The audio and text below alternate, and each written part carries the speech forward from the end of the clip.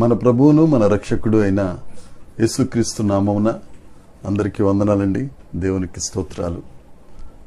కరుణానిధి అయిన దేవుడు, దయగలిగిన దేవుడు మనలందరినీ ప్రేమించి మనకు అనుగ్రహించిన ఈ నూతన దినమును బట్టి సమస్త మహిమ ఘనత ప్రభావములు ఆ గొప్ప తండ్రికే చెందునుగాక. ఆ ఉన్నతుడైన దేవుడు ఈ నూతన దినములో మనందరి కొరకు ఇచ్చిన దేవుని యొక్క వాగ్దానము కృపావార్త.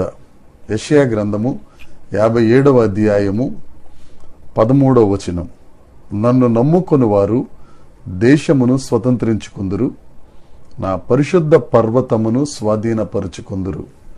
దేవునికి స్తోత్రం కలుగునుగాక, దేవునికి మహిమ కలుగునుగాక.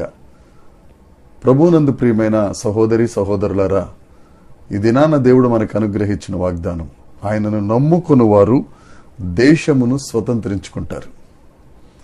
ఆయన నమ్ముకుంటే చాలు, ఆయన ఆశీర్వాదం మనం పొందుకోగలం.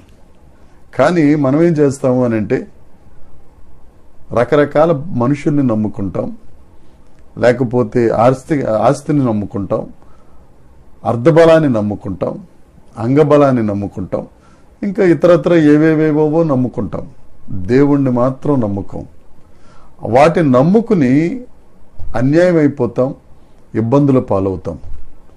కానీ గొప్ప దేవుడి దినాన్న మనకిస్తున్న గొప్ప వాగ్దానం, ఆయనను నమ్ముకుంటే, ఆయనను విశ్వసిస్తే దేశమును స్వతంత్రించుకుని వారిగా చేస్తారు. అంతేకాదు పరిశుద్ధ పర్వతమును స్వాధీనపరుచుకునే వారిగా మనం ఉంటాం.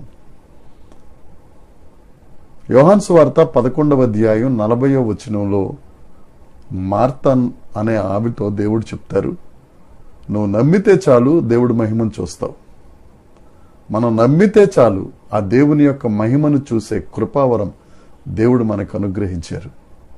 ప్రియ సహోదరి సహోదరుడా, నువ్వు ఏమి స్వాధీనపరుచుకోవాలనుకుంటున్నావో, లేకపోతే ఏ పర్వతం మీదకి వెళ్ళాలని అనుకుంటున్నావో, ఎన్నిసార్లు ప్రయత్నించినా, ఎవరిని నమ్ముకున్నా నీ గమ్యస్థానమును, నీ గురిని నువ్వు చేరలేకపోతున్నావేమో, దేవుడు నీతోనే మాట్లాడుతున్నాడు.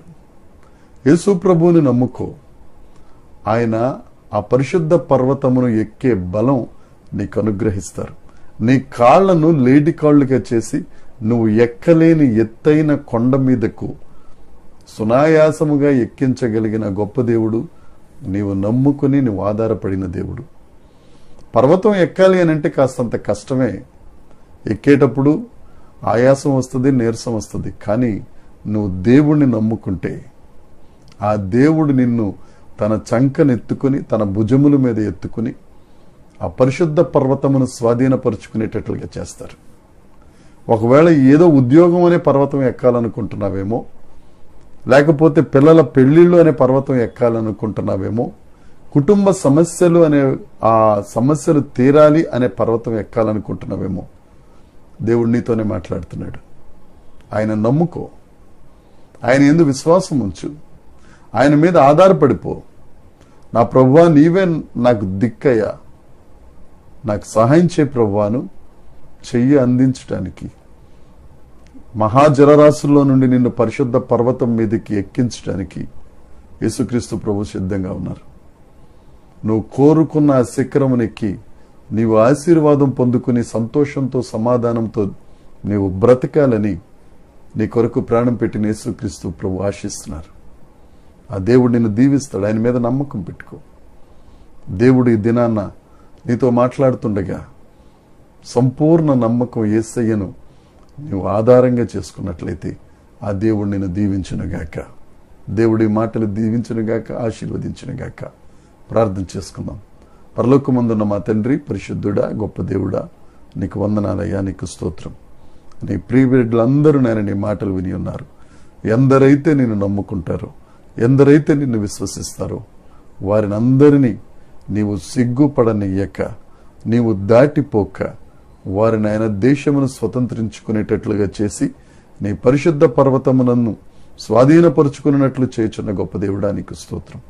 ప్రతి ఒక్కరు నిన్ను నమ్ముకునే భాగ్యం దయచేసి వారిని ఆశీర్వదిస్తున్నందుకే నీకు స్తోత్రాలు చెల్లిస్తున్నాను. సమస్త మహిమ ఘనత ప్రభావములు మీకు ఆరోపిస్తూ యేసుక్రీస్తు నామమున ప్రార్థించి అడిగి వేడుకొనుచున్నాము తండ్రి. ఆమేన్.